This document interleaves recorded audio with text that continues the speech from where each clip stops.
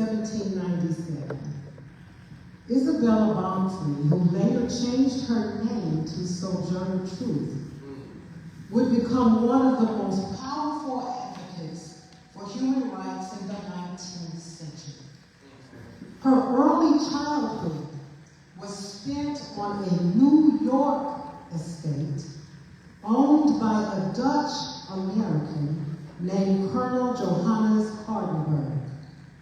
Like other slaves, she experienced the miseries of being sold and was cruelly beaten and mistreated in New York. Around 1815, she fell in love with a fellow slave named Robert, but they were forced apart by Robert's master. Isabella was instead forced to marry a slave named Thomas, with whom she had 5 children. In 1827, after her master failed to honor his promise to free her to uphold the New York anti-slavery law of 1827, Isabella ran away. Or, as she later informed her master, I did not run away. I walked away by daylight. After experiencing a religious conversion, Isabella became an itinerant preacher, and in 1843 changed her name to Sojourner Truth. During this period, she became involved in the growing anti-slavery movement, and by the 1850s, she was involved in the women's rights movement as well.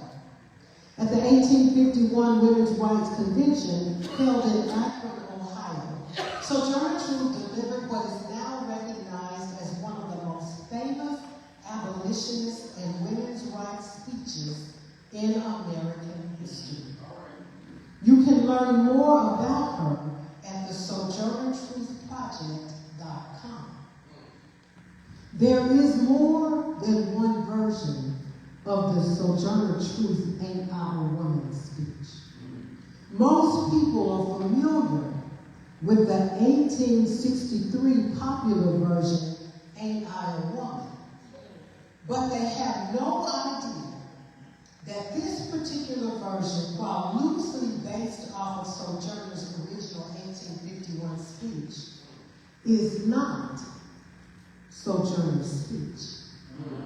It is vastly different from original 1851 speech. The popular but inaccurate version was written and published in 1863, 12 years after Sojourner gave her speech.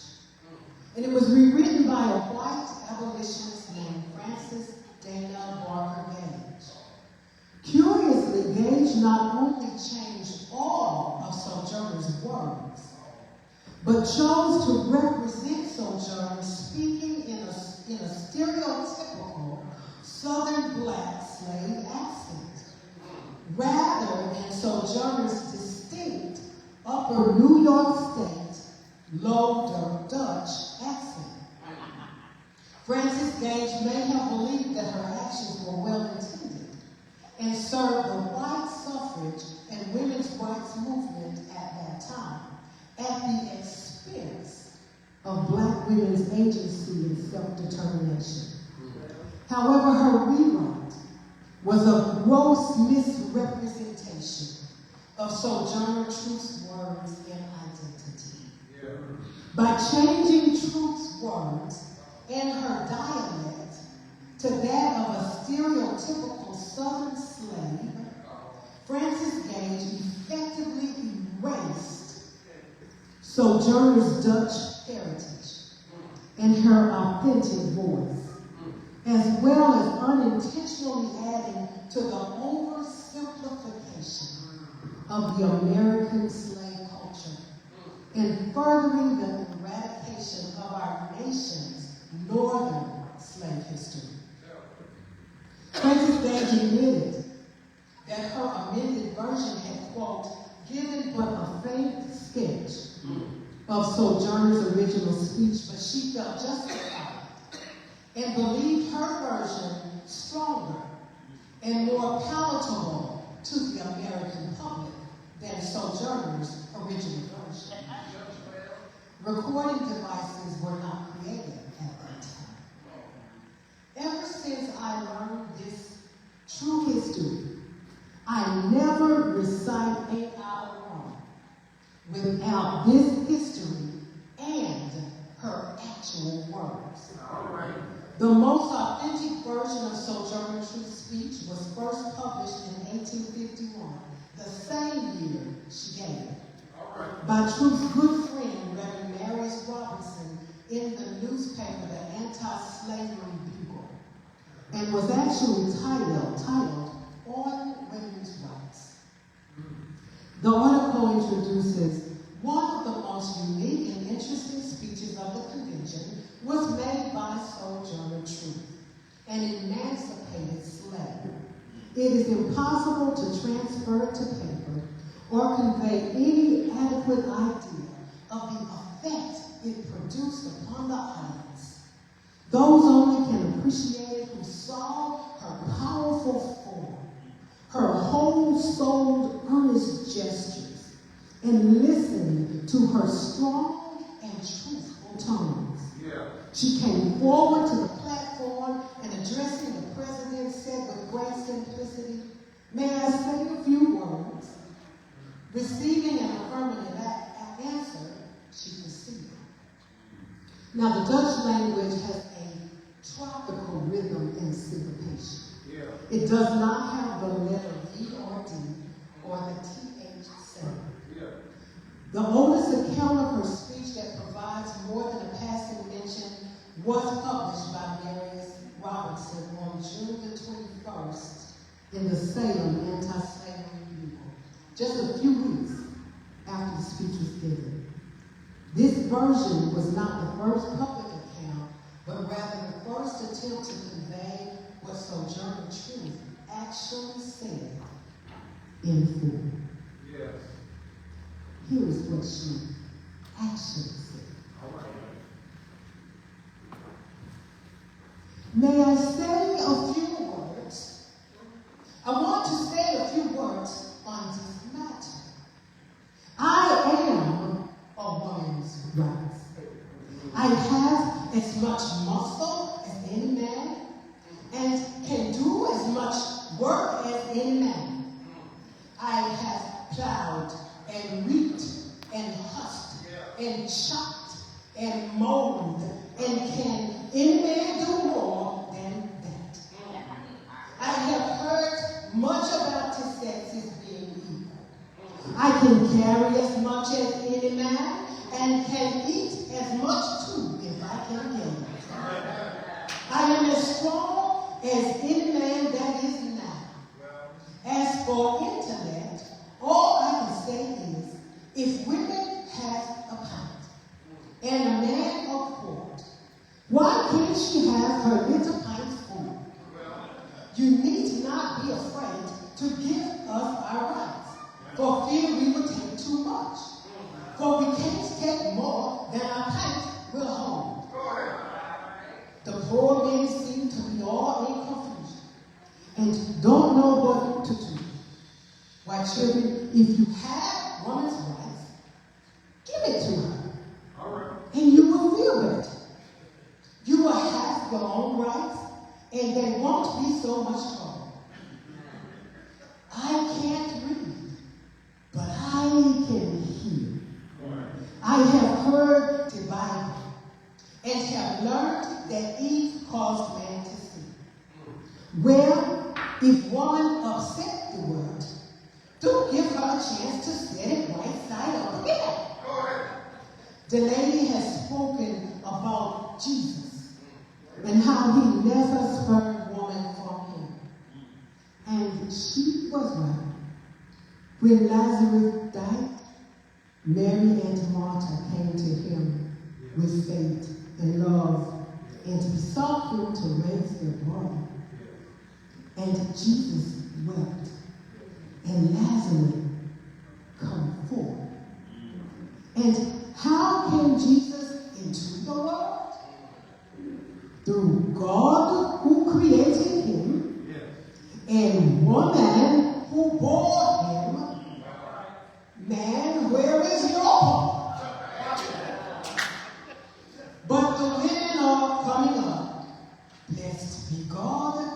and a few of the men are coming up with them. But man is in a tight place. The poor slave is on him, woman is coming on him, and he is surely between a hawk and a buzzard.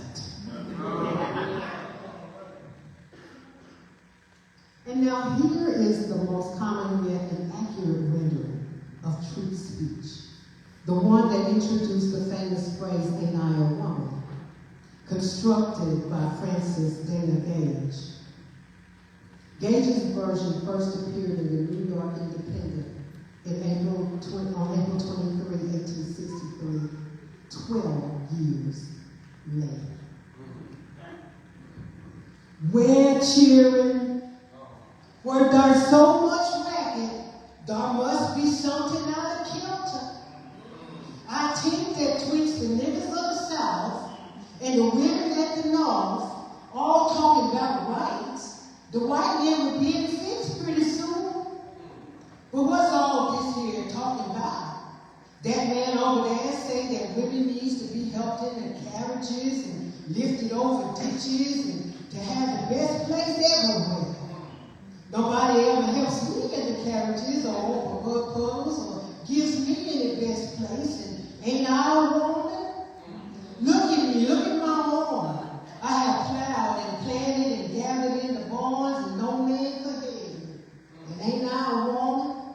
I can work as much and eat as much as a man when I can get it. And bear the lash as well. And ain't I a woman? I have born 13 children. And seen them most all sold off in the slave. And when I cried out with a mother's grief, none but Jesus heard. And ain't I a woman? Then they talks about this team in their head. What's this they call it? Intellect. Yeah, that's it, honey. What's that got to do with women's rights or niggas' rights? If my cup won't hold but a pint and urine holds a quart, wouldn't it be me not to let me have my little half-measure food? Did that little man in black there, he said women can't have as much rights as men because Christ wasn't a woman. Where your rights come from? Where did your rights come from? From God and a woman. Man had nothing to do with him. If the first woman God ever made was strong enough to turn the world upside down, all her one on, all these together ought to be able to turn it back and get it right side up again. And now they's asking to. The men better let them obliged to for hearing on me. And now old Sojourner ain't got nothing more to say. What a shameful difference. Throughout her adult life, Sojourner worked against a society that thought of her as less than human. Sojourner struggled to establish her identity as reflected in the efforts by others to control her. Her struggle to define herself as a person, a woman of color, did not end with her speech in Africa. At a time when we are fighting for the principles of liberty and justice around the world, it is fitting that we honor the memory of one who fought her whole life for the realization of personal freedoms and human rights. And it's important to speak her actual truth. Yeah. Sojourner's truth, bold assertion of her own identity, I am a woman's rights, serves as a timely reminder that the fight for equality and self-identity has always been and will continue to be a constant challenge. And now you know Sojourner's truth.